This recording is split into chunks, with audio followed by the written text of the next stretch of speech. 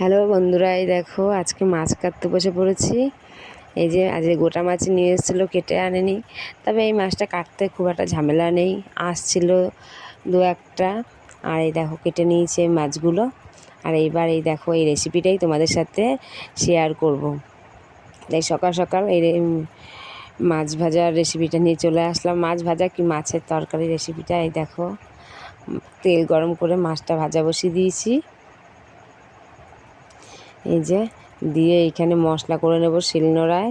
সর্ষে, শুকনো লঙ্কা দিয়েছি কটা, আর এই যে এখানে নিয়ে নিচ্ছি জিরে আর একটু সামান্য লবণ, কারণ সর্ষে দিয়েছি। সর্ষের মধ্যে যদি একটু লবণ দিয়ে বাটা হয় না, তাহলে সুন্দর ঝাঁঝ ওঠে।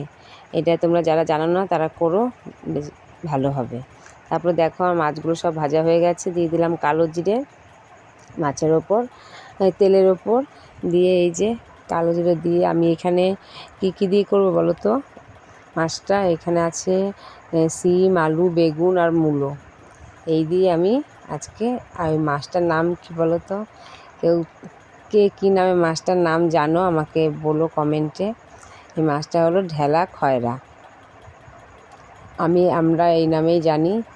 এই যে এখন এই সবজিটা ভালো করে একটু মজিয়ে নেব। ঢাকা দিয়েছিলাম আমি, ঢাকা দিয়ে এই যে আবার ঢাকা তুলে আবার দেখে নিচ্ছি। এই দেখো দিয়ে এখানে ওই মশলাটা দেব। মশলা বাটাটা দিয়ে ভালো করে খানিকক্ষণ কষাবো। তোমরা কে কীভাবে এই মাছটা রান্না, এই মাছটা শুধু রান্না করলেও খুব ভালো হয়, শুধু ভাজা, কারণ মাছটা একটু কাটা বেশি। এই দেখো তাই করতে আমি কিন্তু মশলাটা দিয়ে দিলাম, আর দিয়ে দিলাম টমেটো। এবার একটু ভালো করে কষিয়ে নেব, ঢাকাও দিয়ে দেব। দিয়ে আমি ভালো করে কষিয়ে নেব যাতে আমার সবজিটা পুরো সেদ্ধ হয়ে যায়। এই দেখো আমি কটা লঙ্কাও কিন্তু দিয়ে দিলাম এখানে। দেখো আমার এটা দিয়ে সবজি সুন্দর তেল ছেড়ে গেছে, দেখেই বোঝা যাচ্ছে। আর দেখো আমার আলুগুলো সেদ্ধ হয়ে গেছে দেখো, কারণ এটা এই নাড়তে নাড়তেই সবজিগুলো সেদ্ধ হয়ে যায়, মানে ঢাকা দিয়ে কী করেই সেদ্ধ হয়ে যায়। আমি হালকা করেই জল দেবো, খুব বেশি জল দেবো না, কারণ মাছটা আমি একদম শুকনো শুকনো পোড়া পোড়া টাইপের করব। খেতে কিন্তু দারুণ হয়েছিল বন্ধুরা। এটা এই দুদিন আগের ভিডিও, আমি আজকে তোমাদের সাথে এই রেসিপিটা সকাল সকাল শেয়ার করলাম। এই ব্লগ ভিডিওটা আমি কী দেখাবো, এই রান্নার রেসিপিগুলোই দেখাই।